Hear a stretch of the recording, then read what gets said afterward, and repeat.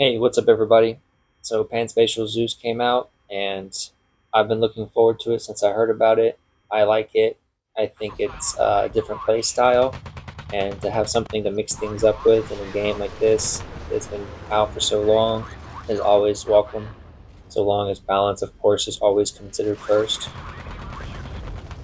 Most people fear the enemy carrier CV, and I can tell you that if you use everything at your disposal wisely, you can inconvenience even an experienced carrier pretty well.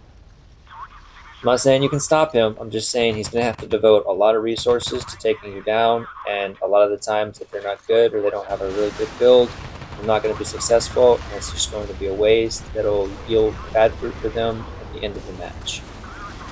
So right off the top, your first defense against a carrier is the terrain and your speed. You can navigate and move and make him have to climb so high, it's not worth it. Two, let's say he does climb so high and he does decide to come after you. Not only do you have flare, but then after you have flared it, you can then smoke yourself and hide and prevent him from continuing his attack. You even have a grenade launcher for those KVX players, and you know which ones I'm talking about. So don't fear the enemy CV so much, guys, because I have killed way more CVs in matchmaking than CVs have killed me. Don't be a noob and flare something down like a drone, and I think for the most part you'll be fine. Don't waste your ammo on inconvenient targets that are flying in inconvenient patterns. Understand that you're shooting a ballistic weapon and it's a trajectory based weapon, so wait for a good shot and take it. Otherwise, you'll get caught reloading, and that's how you'll also die. My CV players, if you are fighting this thing, stay away from it and climb high and move fast. Turn often. Because it is actually a flat cannon with AoE and it is disgusting when it connects. Additionally, this thing can put a significant amount of damage on a small target at a reasonable range and will straight up light something up that gets too close to it and can pop smoke and continue to light it up until said target retreats or is destroyed. I like to pull out on people sometimes and just pop smoke and tear them up. But you need to mind what ship you're fighting when you do this, as if it's a hard fire ship, you don't want to do it, such as battleships, grenade launcher ships, or things with a lot of cannons, like an Arkansas or something. But if it's a missile boat, oh yeah, just pull out on it, pop smoke. It can't do anything to you. Light it up. Now, I imagine that you can use the smoke to help your teammates, but bear in mind that this could also hurt them. We have also confirmed that Zeus is stealth, so that's going to play in your benefit to sneaking up and surprising people, using its speed and its smoke to pop out like a menace and start lighting stuff up.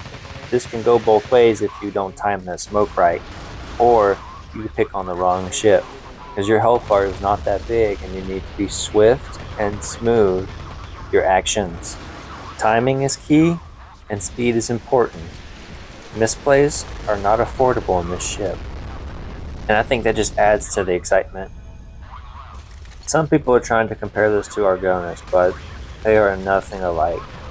I have not played Argonis a ton, but I do own the plane. I have owned it since its release, and Argonis has a whole host of problems that make it unusable. This thing is very, very usable, and I imagine will actually be worth more when it comes to market than what you paid for. So, should you get it? If you're here looking for an opinion or an agenda, I would say yes. But you cannot play this ship like you play a regular ship. You have to experiment. You have to try new things. You have to be swift, fast with your damage, selective with your targets. You cannot afford direct confrontations. So, positioning, speed, your stealth, working around the carrier, timing. Now, all these are key components when playing Zeus. So, I like it. I'm going to get it for my main. I reckon it'll be worth more when it comes to market than what it's going to cost to buy it as a bundle. So if you're considering it, I would recommend you buy it now. The only thing that gets annoying with it is if you play Chronoplanes or this hovercraft class, is that sometimes the matchmaking gets thrown out because it tries to compensate for the unique class, and for some reason it thinks that putting a bot Uchronoplane or hovercraft to compensate over a regular player is better. But if the development team has their ears on this, they need to put a real player, as I feel like that would be a better choice than an AI that speeds towards death at 44 or 55 knots. So overall, I really like Zeus. I think the development team did a good job with implementing it.